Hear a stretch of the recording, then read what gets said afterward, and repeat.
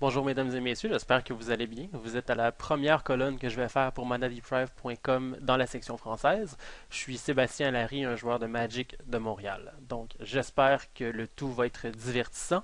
La première colonne va être sous format de vidéo standard, donc avec le deck que j'ai devant moi, le deck Boros.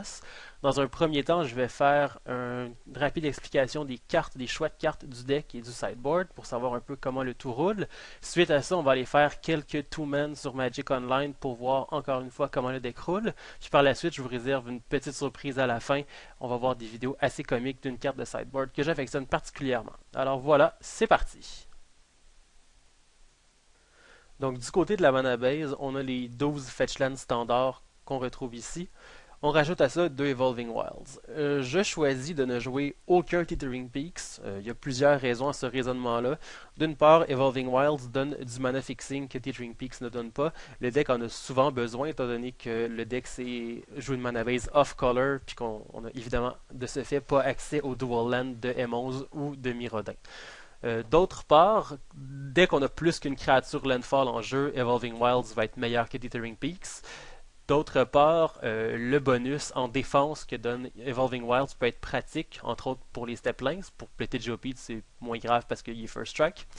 Donc, pour les builds qui jouent les deux, je trouve qu'avoir davantage que 2 lands qui rentrent en jeu tapé, c'est juste un peu trop pour le deck. Donc, je préfère rester à 2 Evolving Wilds et aucun Tethering Peaks. Du côté des basic lands de prépondérance de montagne, donc 7 montagnes, 4 plaines, la raison est simple, Spikeshot Elder et Cut of the Hammer post-sideboard, c'est très gourmand en montagne, donc je préfère avoir une prépondérance de montagne. C'est rare qu'on ait besoin de plus qu'une plaine pour fonctionner dans le deck. Donc ça c'est pour ce qui est de la mana base. Donc du côté des créatures, les créatures Landfall, donc Steplink et Géopède, c'est la base du deck, Can Goblin Guide, 3 Stoneforge Mystique pour aller avec le package d'équipement et 4 Core Skyfisher. Skyfisher est une des meilleures créatures du deck, à ne pas la sous-estimer, n'allez pas en bas de 4. Bon, évidemment, d'une part, ça donne des land drops supplémentaires lorsqu'on en manque, mais surtout, ça vole. Le format est dépourvu de flying, c'est une guerre de titans qui se passe au sol. Les chompers, comme les plantes, ça vole pas évidemment. Donc, Core Skyfisher, lorsqu'équipé avec Adventuring Gear ou Sword of Body and Mind, ça fait des ravages. L'adversaire, s'il le gère pas, va tout simplement mourir à une panoplie de dégâts volants. Sinon, du côté de Spikeshot Elder, c'est la nouveauté du deck, c'est le nouveau One Drop. C'est également une des moins bonnes cartes du deck, bien qu'il ait l'air menaçant, c'est relativement rare qu'on arrive à l'équiper et l'activer profitablement, c'est très mana intensif, puis le Spikeshot Elder étant fragile, il se fait souvent gérer en réponse à l'équipement ou etc. Donc, une des moins bonnes créatures du deck qui pourrait évidemment être coupée si un meilleur one-drop est imprimé là, dans les sets subséquents. En attendant, on le laisse là, il fait quand même un travail quand même intéressant et surtout il est menaçant, donc les adversaires vont souvent passer du removal dessus, même s'ils ne devraient pas en principe. Du côté du burn et du removal, on a 4 Burst Lightning et 4 Lightning Bolt, donc on préfère le removal qui est aussi du reach puisqu'on joue un deck particulièrement agressif. On laisse quand même 2 Journey to Nowhere pour tasser les grosses créatures en fin de game ou tout simplement tasser les Overgrown Battlements. Du côté des équipements, j'ai coupé un Adventuring Gear pour un Sword of Body and Mind. Adventuring Gear est excellent et c'est une des bases du deck. Toutefois, Sword of Body and Mind, en fin de game, quand on manque de land drop, ça peut être bien pratique. Puis ça donne également un match intéressant contre les decks control qui jouent Jace. Donc voilà, c'est pour le main deck.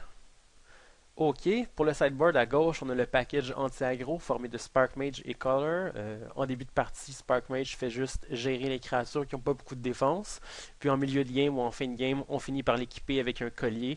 Puis on fait juste clearer le board au complet de l'adversaire. C'est bon contre le Mirror Match, c'est bon contre Elf, c'est bon contre Mono Blanc Quest, c'est aussi quand même pas mauvais contre Vampire.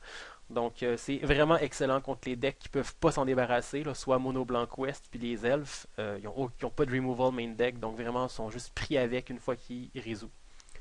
Sinon, à droite, on a le package anti-control. Cut of the Hammer, ça rentre contre tout deck qui joue Jace, évidemment.